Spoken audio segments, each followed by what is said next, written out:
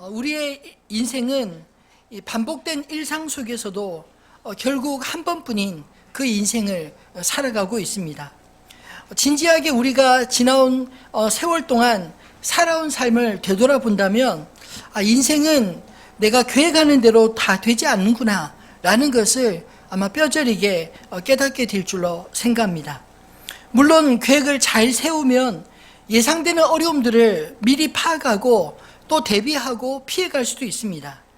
근데 아무리 계획을 잘 세우고 잘 준비를 한다 할지라도 우리 인생에는 여전히 우리가 생각지 못한 변수들을 너무 많이 만나곤 하지 않습니까?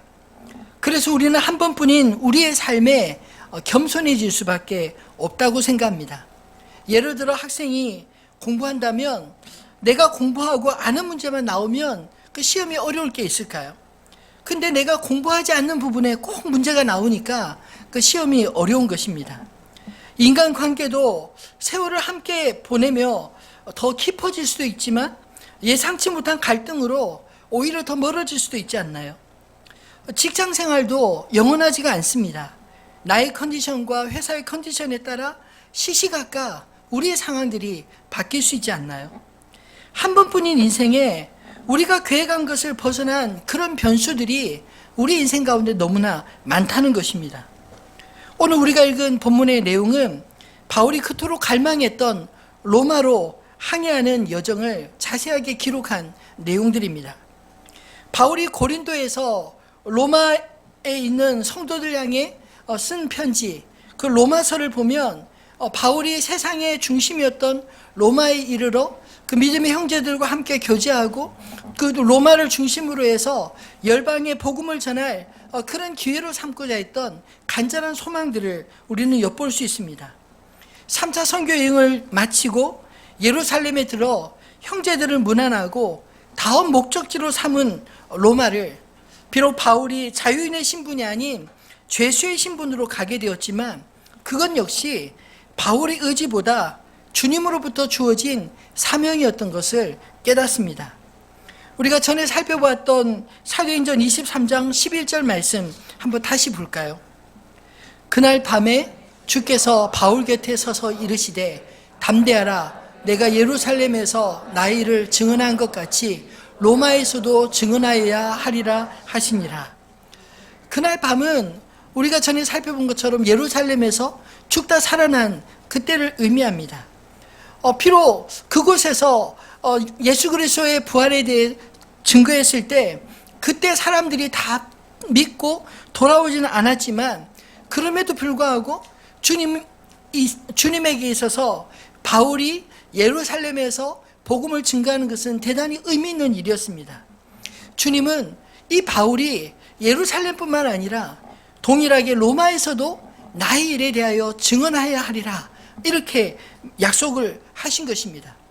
이것은 사실 바울에게 있어서 궁극적으로 자신이 가야 할 그 길에 대한 사명 선언이 아닐까요? 예루살렘에서 죽을 고비를 넘기고 4번의 정식 재판을 거치면서 바울은 로마로 가고자 하는 그의 뜻이 더욱 분명해졌습니다.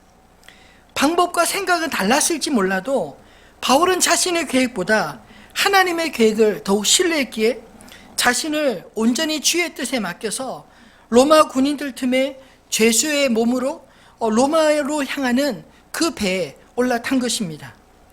로마로 향하는 뱃길을 자세히 기록한 본문의 내용을 보면 처음 배를 타고 한번 갈아타기 전까지는 무척 평온했습니다. 지중해 바다는 겨울철에 북서풍으로 불려오는 광풍 때문에 겨울철에는 대다수 배들이 항해를 잘 하지 않으려고 한다고 합니다. 이 바울이 일행을 탄 배는 유대력으로는 오늘 본문에 보면 금식하는 절기인 속죄절을 지났기 때문에 사실 10월 초순에 해당되고 그때부터 서서히 바다 바람이 바뀌는 그런 시기였습니다. 오늘 본문 9절에도 보면 여러 날이 걸려 금식하는 절기가 이미 지났으므로 항해하기가 위태한지라. 이 사도 바울과 또 그 당시에 대부분의 사람들은 이 시기가 항해하기에 좋은 시기가 아니구나라는 것은 대다수 알고 있었다는 것입니다. 항해하기가 이미 어려워진 계절의 변화를 모두가 체험하고 있었습니다. 고린도후서 11장 25절에 보면 바울은 이미 지중해 바다를 건너다가 오늘 본문에 파선하기 이전에도 이미 3번이나 파선한 적이 있고 또 일주일을 깊은 바다에서 보낸 적이 있었다고 고린도 교회에 보낸 편지에 기록되어 있습니다.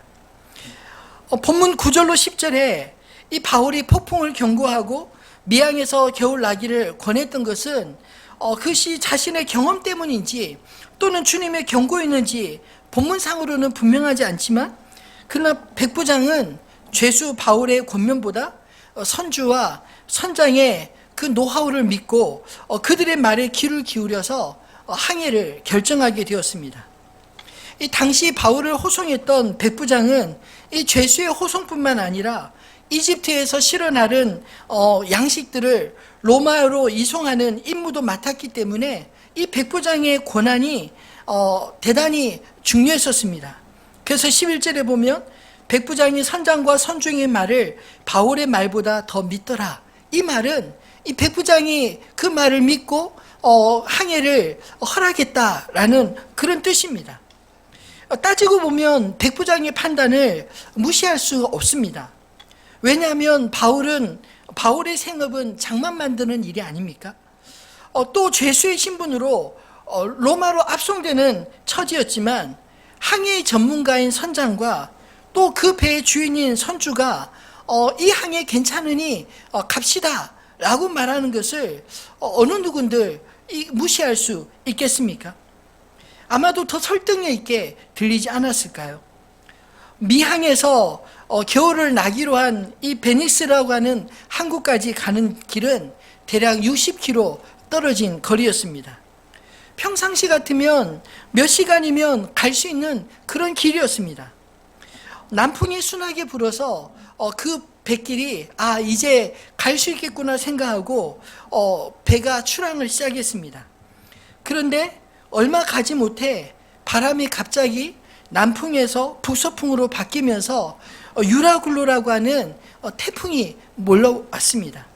유라굴로라고 하는 이 태풍은 우리식으로 표현하면 태풍이고 또 미국에 자주 부는 허리케인과 같은 그런 어마어마한 그런 바람을 동반한 그런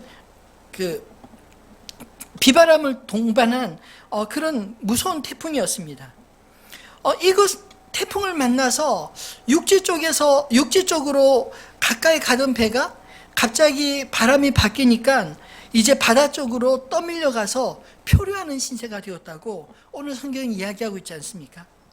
무려 보름 동안 해도 별도 볼 수 없는 바다 한가운데서 이 방향을 잃고 거센 폭풍을 견뎌야 했기 때문에 배를 가볍게 하기 위해서 오늘 본문에 보면 배 안에 있는 모든 물건들을 버리기 시작하고 심지어 로마로 안전하게 옮겨야 할 식량들까지 다 바다에 던져버려야 될 그런 신세가 되었습니다. 생과 사를 넘나드는 절망의 순간에 하나님의 사람 바울이 배에 탄 이 276명, 37절에 보면 그 배에 탄 사람의 숫자까지 말하고 있는데 276명이라는 숫자가 탄 배라고 상상을 같으면 그 당시에 규모로 치면 상당히 큰 대형 여객선이 해당되지 않겠습니까? 이런 그 배와 또 배 안에 탄 생명을 이 절망에서 희망의 메시지로 이 바울이 위로하고 있는 내용이 오늘 본문의 말씀인 것입니다. 바울이 가야 하는 항해길, 하나님께서 명하신 그 항해길에서 바울을 태운 배가 풍랑을 만났다는 것을 우리는 어떻게 해석해야 할까요? 하나님의 사람에게는 풍랑 없는 잠잠한 호수 같은 바다만 건널 수 있다면 얼마나 좋겠습니까만, 하나님의 사람이 가는 사명의 길에도 풍랑은 찾아올 수 있다면 우리 인생 가운데서도 예기치 못한 풍랑, 인생의 변수들을 만날 수 있다는 것을 말하는 게 아닐까요? 그렇다면 우리가 미처 예상치 못한 이 풍랑을 만났을 때 그 변수들에 우리는 어떤 태도를 취해야 할까요? 저는 오늘 말씀을 묵상하면서 바울을 통해서 그에게 정해진 길과 그 가운데 만난 변수들을 통해서 우리 인생이 가야 할 길에 만날 수 있는 변수들은 어떤 것이 있는지, 또 그 변수들을 어떻게 바라봐야 하는지를 깨닫는 복된 시간이 되기를 주님의 이름으로 축원합니다. 첫 번째, 우리의 인생의 변수들은 함께하는 사람들입니다. 사람들은 누구와 함께하느냐에 따라 영향을 주거나 혹은 받지 않습니까? 우리 인생에 감당치 못할 어려움을 만나도 우리 인생의 방향이 바뀔 수 있는 변수가 되기도 하고요. 또 어려운 가운데 있다 할지라도 돕는 은인을 만나면 또 황량한 그런 인생길이 새로운 변화의 변수가 되지도 않겠습니까? 오늘 본문에서 바울은 홀로 로마로 가지 않았습니다. 적어도 바울이 로마로 가는데 로마 군대에 호송을 받아 갔습니다.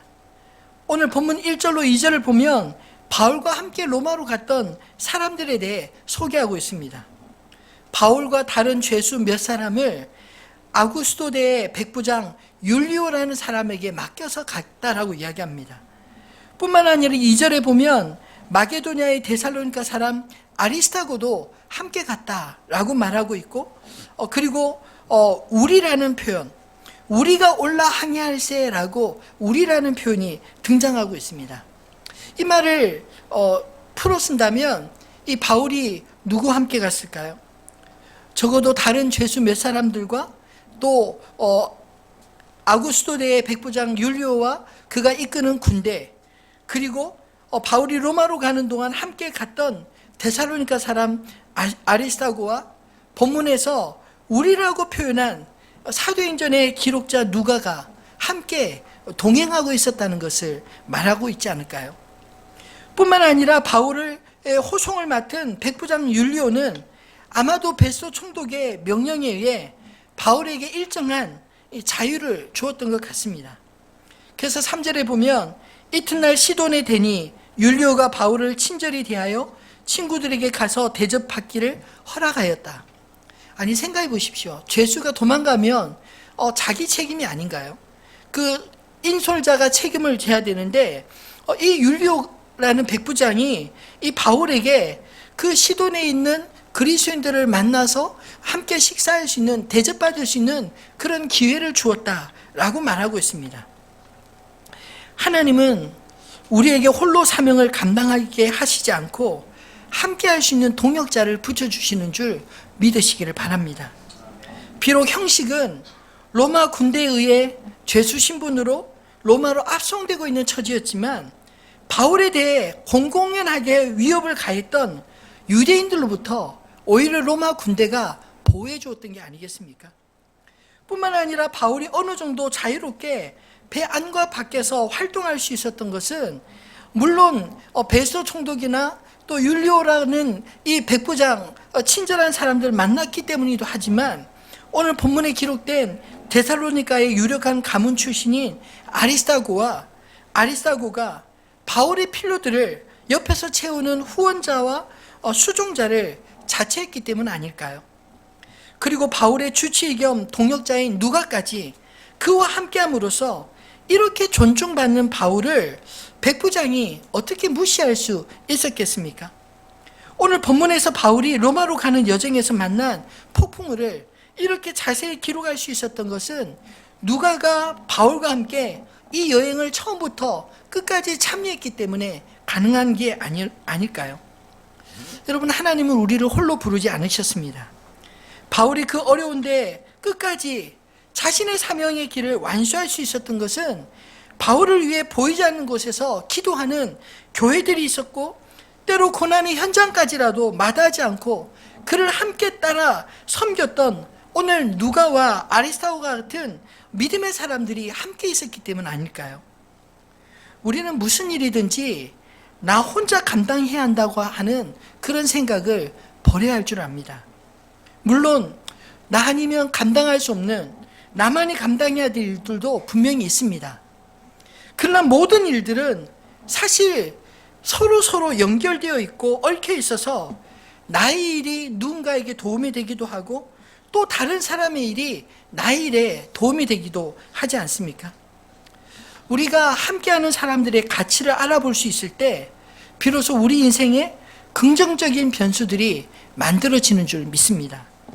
오늘 본문의 상황은 분명 죄수 바울의 로마 압송에 대한 이야기지만 어디에서도 바울의 이 여정이 고독하게 보이지 않습니다. 바울을 돕는 사람들이 함께하고 있었기 때문입니다. 심지어는 로마의 백부장, 바울의 호송을 책임진 장교조차 엄밀하게는 바울을 돕기 위해 하나님이 붙이신 사람처럼 그렇게 보이지 않으시나요? 그리고 반대로 만약에 이 바울을 태운 배에 탄 사람들 입장에서 바울은 어떤 사람이었을까요? 아마도 바울이 그 배에 타지 않았더라면 예상치 못한 이 유라굴로와 같은 폭풍을 만났을 때 당황한 선장과 선원들 그리고 군인들과 탑승객들까지 무려 267명의 사람들의 운명은 어찌 되었을까요?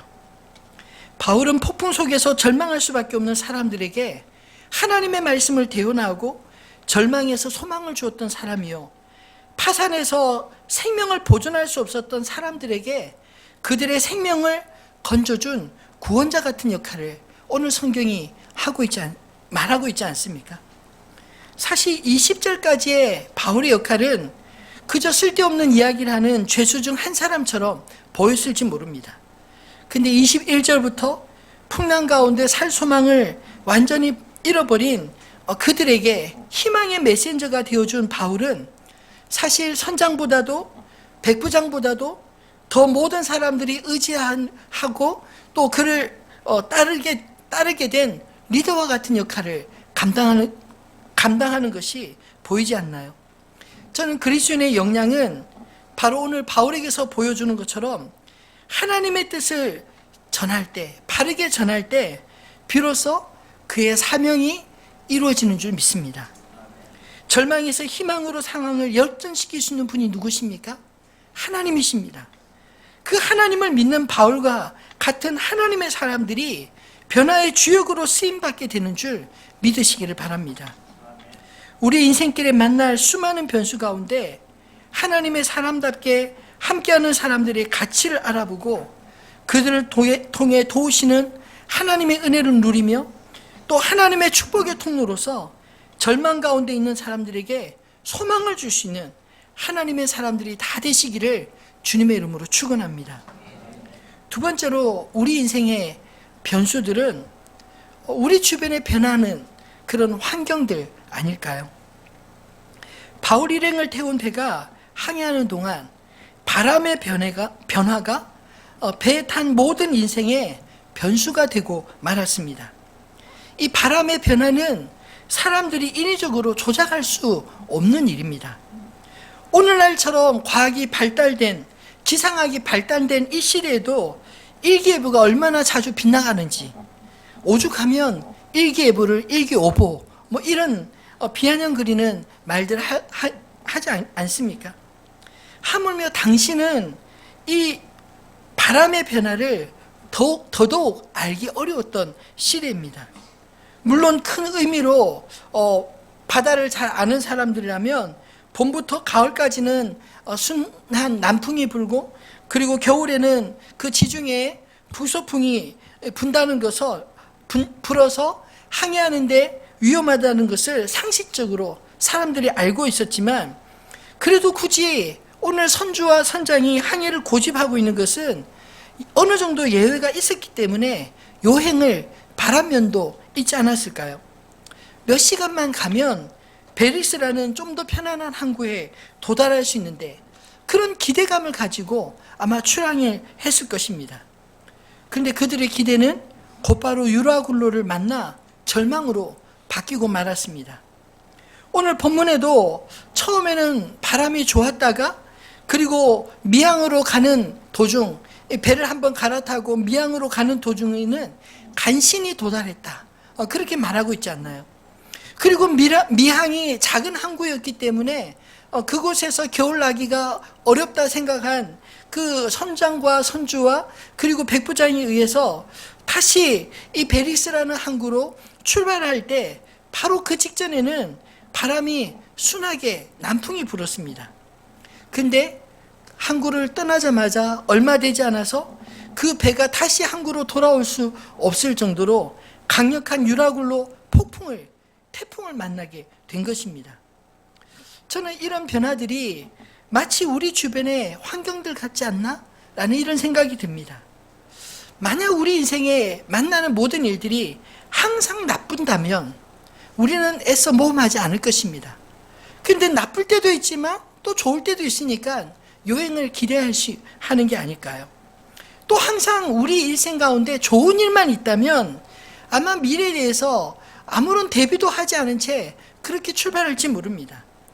근데 우리의 사정이 좋았다가 나빴다가 왔다 갔다 하기 때문에 좋을 때는 나쁠 수 있는 상황을 대비해야 하고 나쁠 때는 또 좋아질 것을 기대하고 낙심하지 않아야 되는 그런 자세를 가져야 되는 게 아닐까요?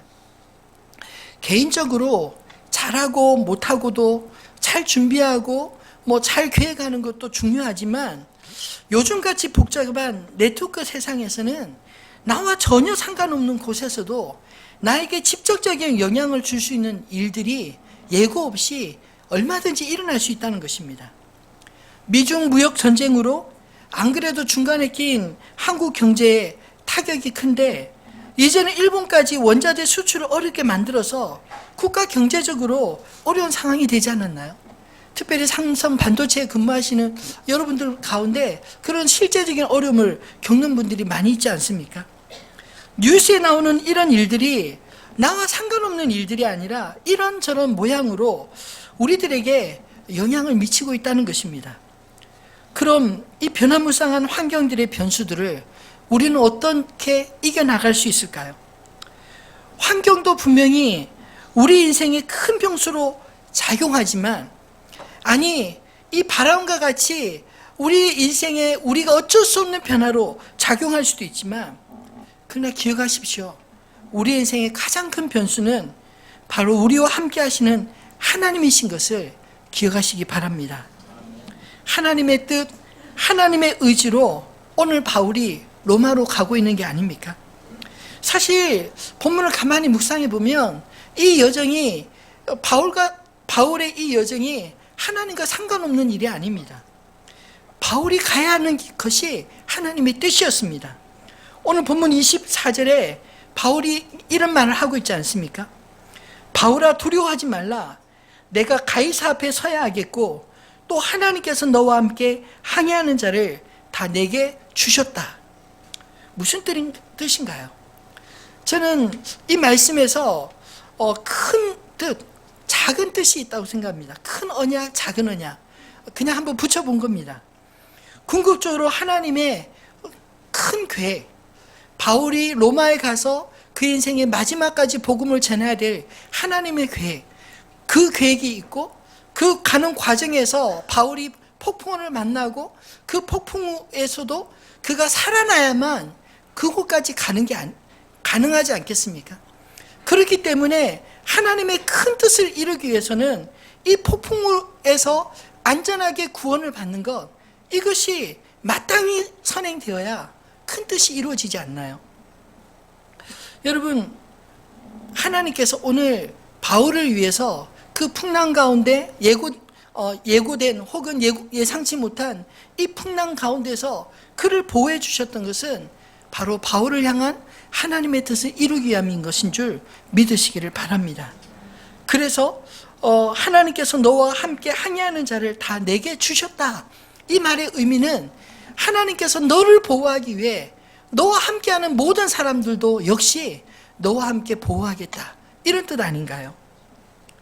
사랑하는 성도 여러분, 저는 교회 건축을 준비하면서도 우리의 모든 변수들을 예상하고 대비해야 한다고 생각합니다.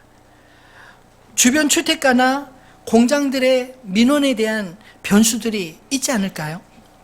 또 공사하는 과정에 한 18개월 이상 되는 그 과정에서 또 그 공사장의 사고에 대한 변수들이 있지 않겠습니까? 또 시공사를 아무리 우리가 믿음직스러운 그런 회사를 선정한다 할지라도 그렇게 믿음직스러웠던 회사가 또 어려움을 겪을 수도 있지 않나요? 그런 변수들도 있을 것입니다.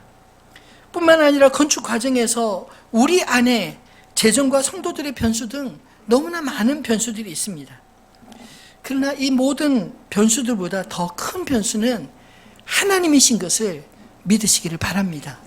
하나님이 뜻하시고 하나님이 원하신다면 그 모든 과정에서 일어날 수 있는 변수들을 하나님께서 여호와 일에 하나님의 준비하신 은혜로 그것들을 채워가시고 극복할 수 있는 능력도 함께 주실 줄로 믿습니다.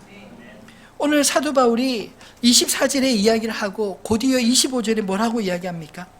그러므로 여러분이요 안심하라. 나는 내게 말씀하신 그대로 되리라고 하나님을 믿노라. 하나님께서 내게 말씀하신 그대로 되리라고. 나는 무엇을 믿는다고요? 그냥 안전이 아니라 하나님을 믿는다. 말씀하신 하나님, 그 말씀이 그대로 이루어질 줄을 나는 믿습니다. 이 고백을 하고 있지 않나요? 여러분, 만약 이 믿음이 없다면, 믿음이 있다면 오히려 이 바울에게 아무런 변수가 없을 때보다 그 어려움을 통해서 그와 함께 하시는 하나님이 더욱 빛나게 되지 않습니까? 여러분, 우리가 기도할 때 항상 어려움만 비껴가게 해달라고만 구하는 것보다 하나님 어떤 어려움 가운데 있더라도 우리가 하나님의 사람으로 하나님이 우리와 함께 하시는 것, 하나님의 역사하심이 우리를 통해 드러나게 해주십시오. 우리가 그렇게 기도해야 될 줄로 믿습니다. 말씀을 맺겠습니다. 여러분, 우리의 인생에 일어나는 수많은 변수들, 사실은 그 변수 때문에 우리의 인생의 방향이 바뀔 수 있을지 모릅니다. 그런데 그 변수들이 내 인생의 방향을 바꾸는 게 아닙니다.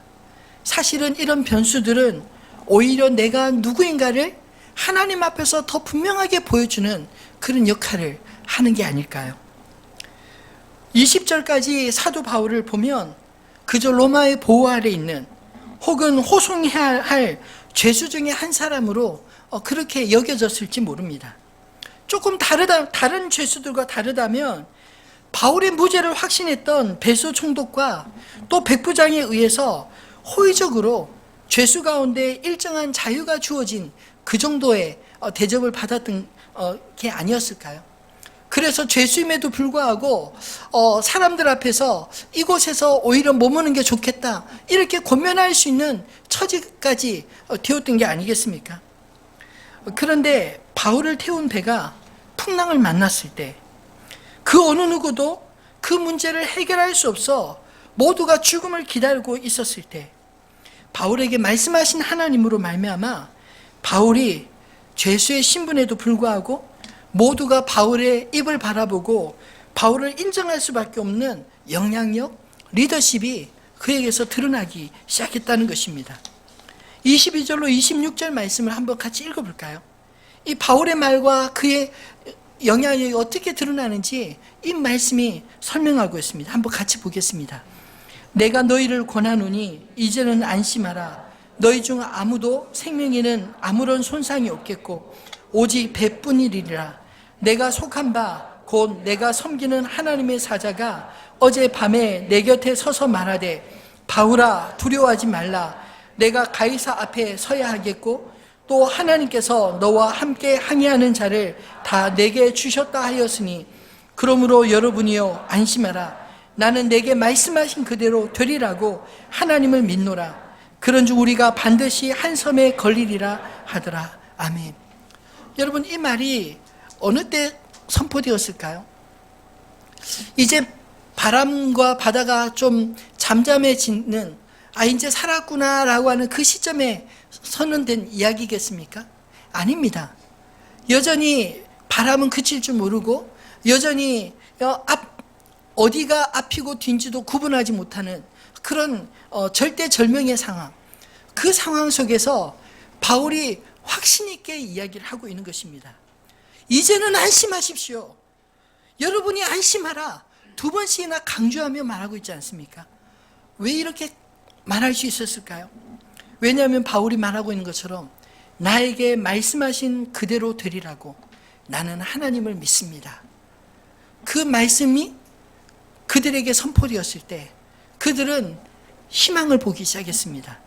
그리고 이 바울이 정말 인도하는 그대로 이 배가 이제 섬에 가까이 갔을 때 한밤중에 이 배를 버리고 선원들이 도망가려고 할 때 그것을 막고 그리고 배가 깨어지고 난 이후에 로마 군인들이 죄수를 다 죽이려고 할 때 그 바울의 영향력을 알았던 이 백부장이 그것을 말리고 정말 그 뒤에 본문에 보면 아무도 상하지 않고 모두가 배와 물건들은 다 포기했지만 생명은 다 사는 그런 기적 같은 일이 일어났다는 것입니다. 사실 그 당시에 배가 파손했는데 사람이 아무도 죽지 않았다. 이것은 기적 중에 기적이었다고 합니다. 마치 하늘에서 비행기가 떨어졌는데 사람이 아무도 죽지 않았다 하는 것과 동일한 기적과 같은 일이 일어났다는 것입니다. 무엇으로 말미암아서요? 바울이 믿는 하나님, 말씀하신 그대로 되리라고 나는 하나님을 믿노라 하신 그 말씀대로 그대로 되어졌다라는 것이죠. 사랑하는 성도여러분, 우리 인생에 오늘 바울이 만났던 것처럼 여러 가지 변수들 만날 수 있습니다. 마치 그런 변수가 찾아오면 아이고 이제 나는 죽었구나 라고 이렇게 생각하고 또 이제 앞을 예측할 수 없고 예측할 수 없는 미래에 대한 두려움에 떨 때도 분명히 있지 않을까요? 그러나 그 변수들이 우리 인생을 망하게 하지 못하는 줄 믿으시기를 바랍니다. 왜냐하면 하나님의 더 큰 약속, 하나님의 더 큰 계획 안에 우리가 있다면 오히려 그 변수는 우리를 무너뜨리는 것이 아니라 그 변수들을 통해서 우리가 이 땅에서 어떤 사람인지를 분명하게 드러낼 수 있는 기회가 되지 않을까요? 오늘 사도 바울이 그 위기 상황 가운데서 하나님을 드러내고 하나님의 이름으로 안전을 선포하고 그리고 그 뒤에 하나님의 뜻대로 그대로 되어져서 모든 사람이 바울을 죄수로 보기보다 바울을 하나님의 사람으로 인정할 수 있도록 만든 그런 일들이 일어나지 않았느냐라는 말씀입니다. 오늘 저와 여러분 안에 이런 믿음이 있어지기를 주님의 이름으로 축원합니다. 변수는 언제든 일어날 수 있습니다. 긍정적이든 부정적이든 그게 중요한 것이 아니라 그 모든 변수들보다 더 큰 변수, 나와 함께 하시는 하나님, 나에게 말씀하시는 그 하나님을 믿는 그 믿음, 그 믿음이 여러분을 이끌어 가시기를 주님의 이름으로 축원합니다.